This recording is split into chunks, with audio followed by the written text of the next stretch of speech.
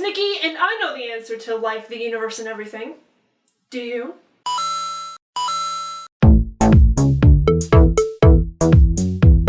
So I was actually kind of caught on what to tackle first in this series. Plot or character.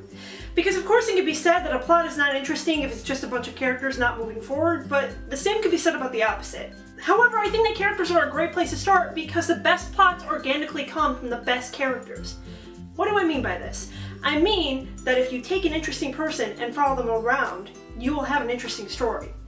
Now, sometimes it can be said that characters are only interesting because of the place that they're in, but that's semantics that we can deal with later. For now, let's just focus on making a good character. Okay, so I'm just gonna go ahead and say that in all matters of creating, there is no magical formula for you to just have a story. If there was, I wouldn't know it. I wouldn't. I'm sorry. Inspiration is not something that can be taught. However, I can help you possibly get your brain juices flowing. And in order to do that, I'm going to have to ask that you check your inner autocorrect at the door, because this is a place where mistakes must be made. It's okay. I'll wait.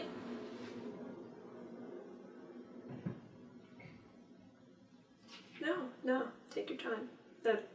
I don't have anything to do. So anyways, about characters. Now there are many ways that we could go about doing this, but let's take it down to the most basic draw for a character. Be it boy, girl, human, alien, if you've got someone in mind, the first question you ask them, before any other question, is what's your problem? Yes, the driving force behind any story is conflict, and conflict starts with a character. The question, what's your problem, acts as a sort of core, a seed from which your character can grow. And after that question, be the character's annoying younger brother. Keep poking them and asking why, until you've exhausted them. Let's take this technique and apply it to someone we all know and love. Batman, of course. Who else would it be? Superman? Whatever. What's his problem? He needs to dress up as a bat and protect the city of Gotham.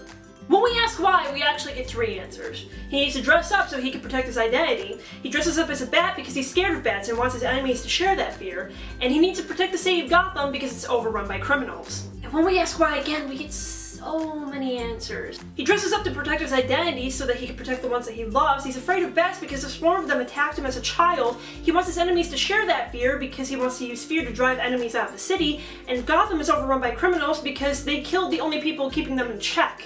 Batman's parents. And then we ask why again and again and again until not only do we get a character, we get a setting, a plot, a theme even. All from the question why. Starting from the question what's his problem.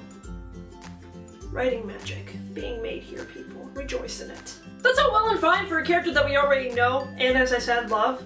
But what about people who have no idea what they're doing? Well, I actually have a great way for you to practice character creation. And that way is play Skyrim. I am not kidding. This is my serious face. It's serious. Serious. Play Skyrim, or Fallout, or Sims, or any simulator or RPG where you can customize your character and create it by yourself. But, as you're playing, come up with a reason behind every action the character takes, whether it's scripted by the game or done of your own free will.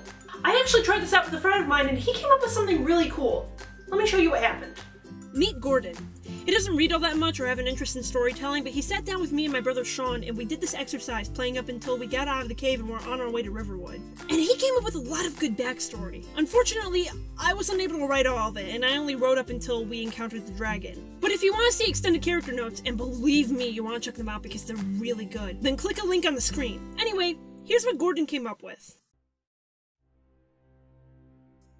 Robin is rounded up with the Stormcloaks, riding in the same carriage as a horse thief, a patriotic Nord, and the leader of the rebellion in the flesh.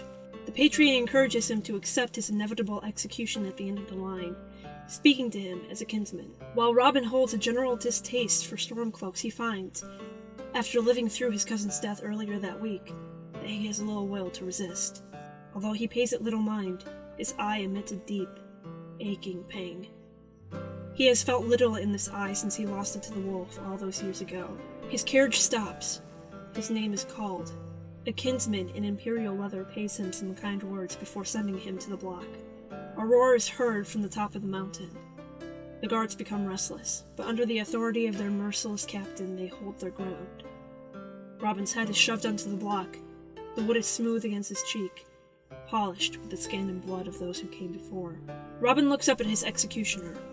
Denied the privilege of gazing into his eyes by a blackened hood, he thinks once more of his home, his cousin, as the Patriot recommended. And then he waits for the end. That is what a 14-year-old boy came up with when given a half an hour to play video games. If he can do it, then none of the rest of you have an excuse. Remember, all you have to do is ask, what's your problem, and then why? Why? Why? Why? Why? Thank you guys so much for watching, and special thanks to Faithful Leary, who is behind the camera. Prompt for this week is to go play Skyrim and try out the exercise that I talked about in this video today. Don't forget to like, comment, and subscribe, and if you need something to comment about, tell me about the most interesting character you've ever encountered in any sort of story. Video game, movie, novel, stuff like that. Could be the hero, could be the villain, could be Jimmy, the barking cockapoo seal thing.